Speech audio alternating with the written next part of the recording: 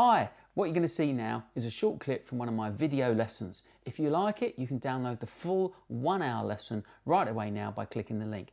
Along with the video, what you get is free downloads, which includes full band parts, all the handouts for the class, plus some custom made play along backing tracks which I've made to fit every tune.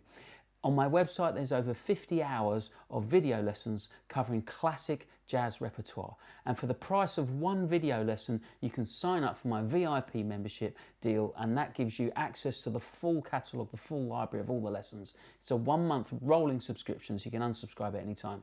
Hope you like the video. See you soon. One of the things about bebop jazz, well, again, remember, we're in a time and a place, and I think this is often very confusing for people when they're studying jazz. You know, you go to a workshop or a class and you go, oh, so-and-so said I could do this on my solo, you know, and then I come to this and it's saying something else. This is why I always work from recordings. I don't work from real books or lead sheets because they're generic. What we want to do when we study recording, it puts us in a time and a place. It's 1951, okay? The whole scale chord concept hasn't happened yet. So all your Abersold things, they haven't, it doesn't exist at this point in time. Okay, so all that sort of stuff you've learned using that method, you know, it's not, you know, it's not how these guys are thinking when they're playing. So how are they thinking? What are they doing? A lot of this bebop playing is based on arpeggios and what we call chord tone soloing.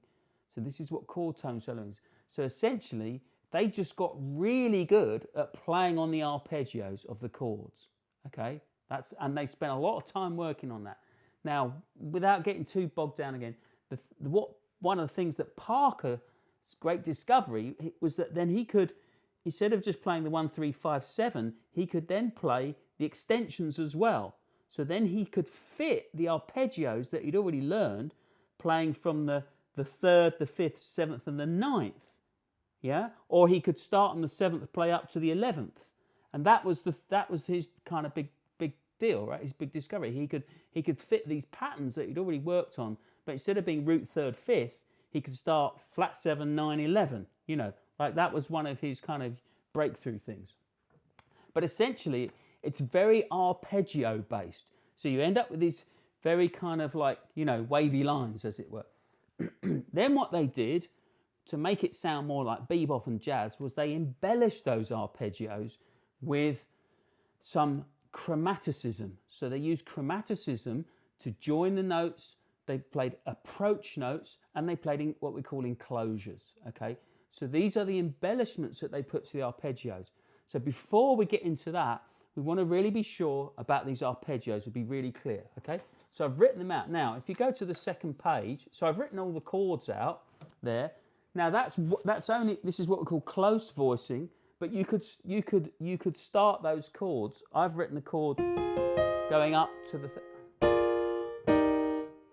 and I've done that as my voicing. But you could change the voicing, and then you get another whole sequence, right? So if we look at our arpeggios, what we're going to do is we're going to just take those chords and arpeggiate them.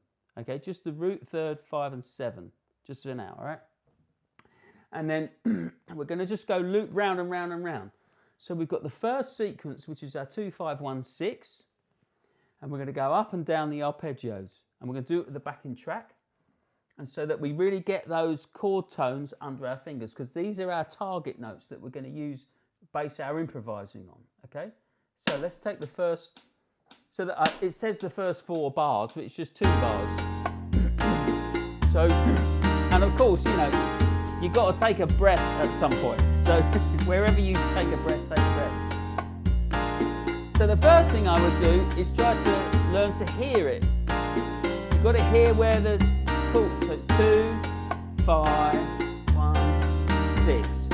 2, 5, 1, 6. I mean, I've slowed it down, but that's still going quite fast, yeah?